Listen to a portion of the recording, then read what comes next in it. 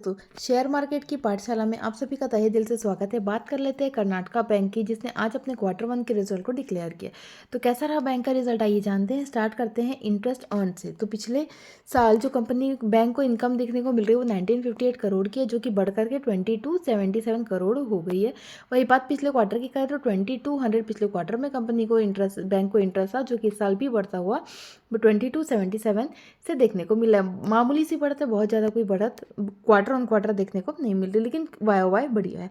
अगर बात कर ले टोटल इनकम की, तो टोटल इनकम पिछले साल 2282 लाख की करोड़ की देखने को मिली, जो कि बढ़कर के 2557 लाख हो गया, करोड़ हो गया।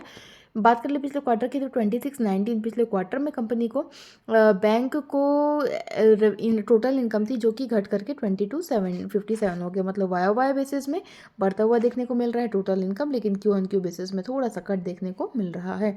बात कर लेते हैं बैंक के टोटल खर्चों की। तो खर्चे अगर देखें तो पिछले साल की अगर बात करें तो 1681 करोड़ पिछले साल खर्चे थे, जो कि इस साल बढ़ करके 1998 करोड़ हो गए।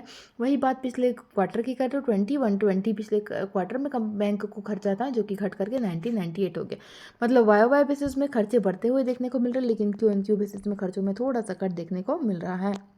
बात कर लेते हैं नेट प्रॉफिट की। तो पिछले साल जो बैंक को प्रॉफिट था वो 370 करोड़ का था, जो कि बढ़ करके 400 करोड़ हो गया। वही बात पिछले क्वार्टर की करें तो 274 करोड़ बैंक को प्रॉफिट था, जो कि इस साल बढ़ करके 400 करोड़ हो गया। मतलब वाई वाई में थोड़ा बढ़त देखने को मिला, लेकिन क्यू एन क्यू बेसिस में प्रॉफिट में अच्छा खासा जंप देखने को मिल रहा है।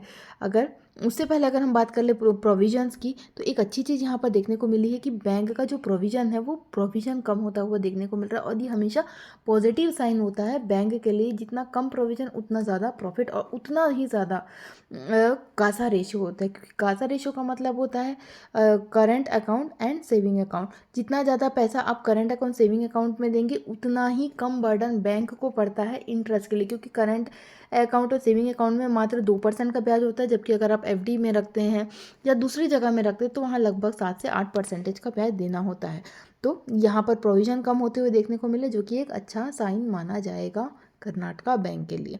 अब अगर हम बात कर लेते हैं अब अगर हम बात कर लेते ईपीएस की, तो ईपीएस 10.61 पे आके कंपनी का बैंक का स्टैंड हो रहा है। अगर एनपीए की बात करें तो अनदर फैक्टर जो बैंक को अफेक्ट करता है वो है एनपीए। तो एनपीए अगर हम देखें तो 3.68 पिछले 68% पिछले साल था, जो कि घट करके 3.54 हो गया। अच्छी बात है। अगर क्वार्टर का ऑन क्वार्टर जाए तो 3.53% पिछले क्वार्टर में था, जो हल्का सा बढ़ता हुआ देखने को मिल रहा है पिछले क्वार्टर में। ही क्रॉस एनपीए था। अगर हम नेट एनपीए की बात करें तो पिछले साल जो नेट एनपीए था वो 1.43 था, और ये साल अच्छा खासा बढ़ करके 1.66% हो गया। वही पिछले क्वार्टर की बात करें 1.58% था, जो कि अब भी बढ़ करके 1.66% हो गया। तो ये एक नेगेटिव जो यहाँ पर दिख रहा है वो है एनपीए। एनपीए बढ़ना कोई भी बैंक के लिए निगेटिव होता है। तो ये बात थी कर्नाटका बैंक की। ओवरऑल रिजल्ट अच्छे हैं। प्रॉफिट फ्रंट पे देखें तो रिजल्ट बहुत अच्छे, रेवेन्यू फ्रंट में देखें अच्छे रिजल्ट है।